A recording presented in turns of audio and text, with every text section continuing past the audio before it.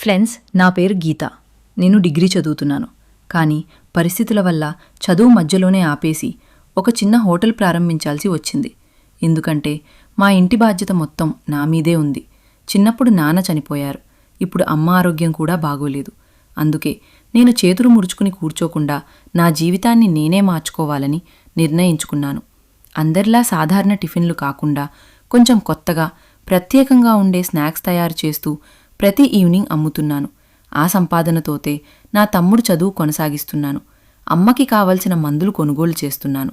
ఫైనల్గా నేను రెడీ చేసిన టమాటో బుజ్జి ఎలా ఉందో చూసే ముందు, బజరంగబలి, హనుమాన్ అంటే ఇష్టమున్న వాళ్లంతా లైక్ కొట్టి ఛానల్ సబ్స్క్రైబ్ చేయండి. కష్టం, నా పట్టుదల చూసి చాలామంది నాకు సపోర్ట్ చేస్తున్నారు. తాజాగా నేను టమాటో బుజ్జి అనే కొత్త ఐటెం రెడీ చేశాను.